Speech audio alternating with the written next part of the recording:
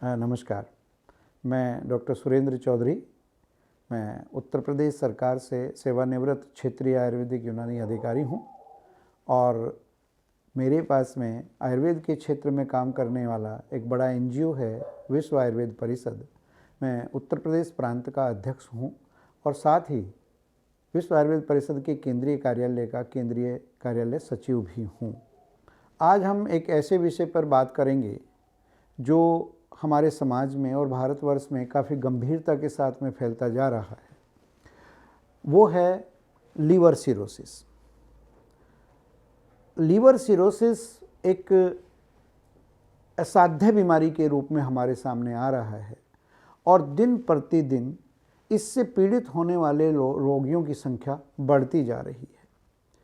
तो हम liver cirrhosis की अंतिम कड़ी तक जाने से पहले ये देखेंगे कि आखिर लीवर सिरोसिस क्या है और ये किस अंग की बीमारी है। जैसा कि नाम से भी हम जानते हैं कि लीवर जो है हमारे यकृत, हमारे शरीर का एक बहुत महत्वपूर्ण हिस्सा है और ये हमें जीवनदायिनी अंग के रूप में भी हम इसको मान सकते हैं। लेकिन बहुत सारे खाद्य पदार्थ, बहुत सारा हमारा लाइफ स्टाइल इस तरीके का है कि जिससे हम इस महत्वपूर्ण अंग की तरफ कभी देखते नहीं हैं और उसका रिजल्ट क्या निकलता है कि इनिशियली ये माल फंक्शनिंग करने लगता है और हम उस घंटी को कभी समझते नहीं हैं।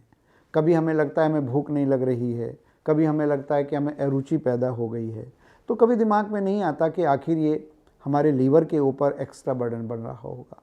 कितना फास्ट फूड खा रहे हैं, कितना फ्राइड आइटम खा रहे हैं, कितना जंक फूड खा रहे हैं, आखिर इस सब को पचाने के लिए कहाँ से शक्ति आएगी? मेटाबॉलिक डिसऑर्डर क्यों हो रहे हैं? इन सब चीज़ों का एकमात्र कारण हमारा लीवर है, यकृत है, जिसका स्वास्थ्य जानना, समझना और उसको स्वस्थ रखना ये बहुत इम्पोर्टेंट पार्ट है हमारी डेली लाइफ का। यकृत पर इन्फेक्शन का असर हो सकता है, यकृत पर ख़राब खाने का असर हो सकता है, मिलावट का असर हो सकता है। अत्यधिक मात्रा में अगर हम सेडेंटरी लाइफ बिताते हैं, हम कोई व्यायाम नहीं करते हैं, सारा दिन खाते रहते हैं, उसके अपेक्षाकृत कोई एक्सरसाइज नहीं करते हैं, तो ये सारा कलेक्टिव इम्पैक्ट जो जाता है वो हमारे लीवर पर जाता है। आयुर्वेद में लीवर को बहुत महत्व दिया गया है।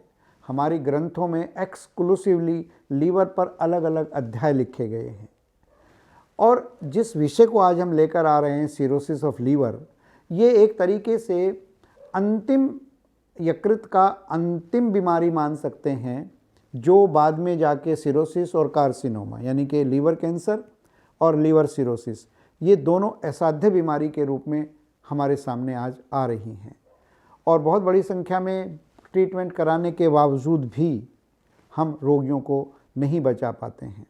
तो मेरा यही अनुरोध रहेगा कि हमें अपने यकृत के स्वास्थ्य पर पूरा ध्यान देना है।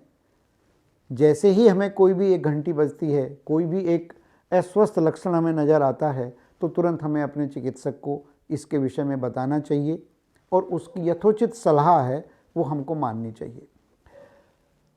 सबसे पहला लक्षण क्या होता है जो सामान्यतः देखने को मिलता है, चाहे वो अल्ट्रासाउंड के माध्यम से जाने, चाहे चिकित्सक उसको पल्पिटेशन के माध्यम से जाने, वो है लीवर का बढ़ना, जिसको एनलार्जमेंट ऑफ लीवर कहते हैं, हिपेटोमेगाली उसको अगर एक टर्मिनोलॉजी दिया जाता है तो यहाँ से हमें सावधान होना चाहिए। अगर हम उसको ट्रीटमेंट नहीं लेते हैं, फिर जाके वो सिरोसिस में कन्वर्ट हो जाता है, जिसको हम कहते हैं कि वो हमारा लीवर सिकुड़ गया है। तो आयुर्वेद की दृष्टि से इतना सुंदर वर्णन सिरोसिस ऑफ लीवर का किया है कि हम इसको वातज कफज रोग के अंतर्गत मानते हैं और मेद धातु जो आयुर्वेद का एक कंसेप्ट होता है कि रस धातु के अनुसार हम रोग की स्टेजेस को निर्धारित करते हैं, उसमें मेदज यानी कि जो मेद धातु होती है जिसको हम फैटी टिश्यूज़ कहते हैं, उसका ये एक अधिष्ठान है, उसका एक ये रोग है। इसके अलावा अल्कोहल, इसको आयुर्वेद में मदत के नाम से जाना जाता है, वो भी बड़ा क्लियर उसमें लिखा है कि अत्यधिक मद्यपान करने से हमें यकृत क्षय होता है, सिरोसिस ऑफ लीवर होता है। इसी तरीके से आमज के नाम से भी हमारे आयुर्वेद के ग्रंथों में सिरोसिस ऑफ लीवर का वर्णन है, जो मॉडर्न के हिसाब से ऑटो इम्यून सिरोसिस कहलाती है। इसी तरीके से कृमिज यानी कि इन्फेक्शियस अगर सिरोसिस होती है उसका भी उसमें वर्णन किया गया है। इसमें हम ये कहेंगे कि स्टेज का इंतज़ार ना करके हमें अगर हमारे लीवर में कहीं भी हल्का सा हमें कुछ लगता है, चाहे वो हेमाटोलॉजिकल इन्वेस्टिगेशन से पता चले या क्लिनिकल हमारे उसमें आए कि हमें यूरिन पीला जा रहा है या हमें एनोरेक्सिया हो रहा है, हमने ज़रा सा कोई टेस्ट करा हमारा सीरम बिलिरुबिन ऊपर नीचे हो रहा है, तो आयुर्वेद के कुछ ऐसे वर्णित प्लांट्स हैं जिनका प्रूवन हिपेटोटॉक्सिसिटी को कम करने के लिए, हिपेटो प्रोटेक्शन के लिए, ऑटो इम्यून को ठीक करने के लिए और जो डाइजेशन की हमारी प्रॉब्लम्स होती हैं उन सब का बहुत अच्छे से रिसर्च्ड एविडेंस बेस्ड उनकी एक्टिविटीज़ होती है। तो उसमें कई अच्छे, जैसे भूमि आमलकी होता है, कुटज होता है, पुनर्नवा होता है, ये सारे इस तरीके के हमारे प्लांट्स हैं कि इनको हम अगर प्रयोग करते हैं, इनको फांट के रूप में प्रयोग कर सकते हैं, यूज़ के रूप में प्रयोग कर सकते हैं, औषधि के रूप में भी प्रयोग कर सकते हैं। और जो एक सिंगल पॉइंट है जो सबसे ज़्यादा सिरोसिस ऑफ लीवर को डिनोट करता है वो अल्कोहल है। अल्कोहल का प्रचलन दिन प्रतिदिन बढ़ता जा रहा है, तो निश्चित रूप से अल्कोहल जरा सा भी अगर लीवर कहीं इम्पेयरमेंट है तो it is a thumb rule कि हमें अल्कोहल नहीं लेना है। अल्कोहल एक बड़ा कारण है सिरोसिस ऑफ लीवर के लिए। इसी तरीके से हमें कुछ चीज़ें हैं जो हम अपने खाने में और पीने में उनको इस्तेमाल कर सकते हैं। डाइट में हमें एक दंती एक वो आती है, हमारी हर्ब है, उसको हम सब्जी के रूप में ले सकते हैं, साग के रूप में ले सकते हैं। और हमें हमेशा अपने डाइजेशन पे ध्यान रखना है। अत्यधिक फैट का हमें सेवन नहीं करना है। अत्यधिक फैट का मतलब हम यहाँ कहते हैं जिसको कि जो फैटी एसिड्स हमारा बनता है उसकी हम बात कर रहे हैं।